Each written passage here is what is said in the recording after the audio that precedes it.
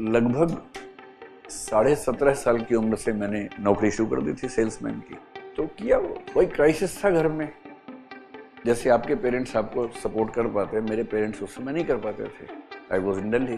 तो डर के जिंदगी नहीं जीनी है, बैक फुट पे खेलना ही नहीं लाइफ में। तो जो भी बच्चा है, मैं नहीं जानता कौन है, अगर क्राइसिस है तो मुझसे मिल लीजिए। देखिए, एक सिचुएशन है, आप लोग मुझे बताएं इसमें आप क्या करेंगे। एक बच्चे ने भेजा है, नाम लिख के भेजा, नाम मैं नहीं बोलूंगा। पूरी बात का जो लब्बलुआब है, यानी कि क्रक्स है, एसेंस है, वो ये है। One of my close friends lost his both parents few years back and have no other real siblings also. So someone who is alone. Doing classes seriously. इधर कुछ दिनों से सीरियसनेस थोड़ी कम हो गई है because he is hopeless कि how will I manage my life etc. So what should this person do? How to get him motivated? तो वैसे आपके आसपास कुछ लोग मिलेंगे आपको भी, जिनको देख के आपका मन करेगा कि आप मोटिवेट करें, है ना। तो इसका सबसे सिंपल तरीका ये है कि आपकी जिंदगी में क्या नहीं है, उसके बदले कुछ फोकस उस पर करें क्या है। और मतलब मान लीजिए किसी के साथ ऐसा हुआ और घर में कोई नहीं है, फाइनेंशियल ट्रबल्स हैं, एटसेट्रा एटसेट्रा। तो सबसे खुशी की बात है कि आप 20, 21, 22 साल की उम्र के नौजवान हैं, with 2 hands, 2 legs and 1 complete intact body and with a good brain, with a good mind. अगर आप लोग ठान लें तो कम से कम अपनी लाइवलीहुड को मैनेज करना in Delhi, it's not a difficult thing, you can easily do that. और अपने आप को सरवाइव करते हुए साथ में पढ़ाई करना is also not very difficult. तो कभी अगर ऐसा जिंदगी में हो ना, तो बहुत टेंशन लेने की बजाय स्ट्रगल करना है, फाइट करना है। और दिल्ली में कम से कम ऐसी दिक्कत नहीं है। आप जितने एबल लोग हैं, आप लोग अपने आप को आराम से सस्टेन कर सकते हैं दिल्ली में, कहीं कोई दिक्कत नहीं है। You just have to be open minded for doing some things. तो बहुत डर के जीने में मजा नहीं है।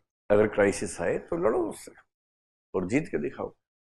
And I know many people who used to do some part time jobs along with their studies and they succeeded comfortably. तो मतलब कहना मुझे अच्छा नहीं लग रहा, पर लगभग 17.5 साल की उम्र से मैंने नौकरी शुरू कर दी थी सेल्समैन की। I have done all that और बहुत आराम से किया। उसकी मेमोरीज मेरी बड़ी अच्छी हैं आज तक। I use to sell calculators in the age of 17 and quarter. तो किया वही क्राइसिस था घर में। जैसे आपके पेरेंट्स आपको सपोर्ट कर पाते हैं, मेरे पेरेंट्स उस समय नहीं कर पाते थे। I was in Delhi, so I supported my self. और मैं क्या, ऐसे हजारों लोग हैं, लाखों लोग हैं। और आप तो इतने पढ़े लिखे हैं, हम तो ग्रेजुएशन फर्स्ट ईयर में थे उस समय। आप तो ग्रेजुएट्स हैं, generally most of you are graduates. तो डर के जिंदगी नहीं जीनी है, बैक फुट पे खेलना ही नहीं लाइफ में। कहाँ खेलना है?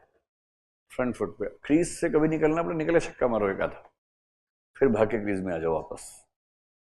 तो जो भी बच्चा है, मैं नहीं जानता कौन है, अगर क्राइसिस है तो मुझसे मिल लीजिए।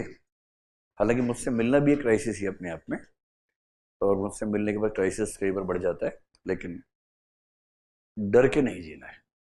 क्राइसिस है तो हैंडल करो उसको, डर किस बात का है।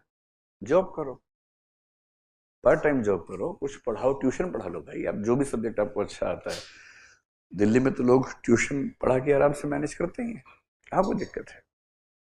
चलिए,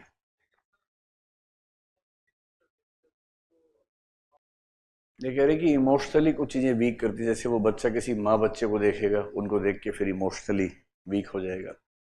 इमोशंस की सबसे खूबसूरत बात है कि उनका असर कुछ देर तक ही रहता है।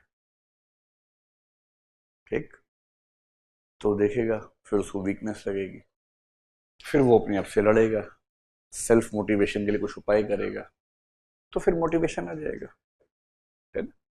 दुनिया में ऐसे लोग जिन्होंने ऐसी क्राइसिस को झेला, उनके बारे में पढ़ना चाहिए, उनकी लाइफ को देखना चाहिए, तो इंस्पिरेशन ठीक ठाक मिल जाती है।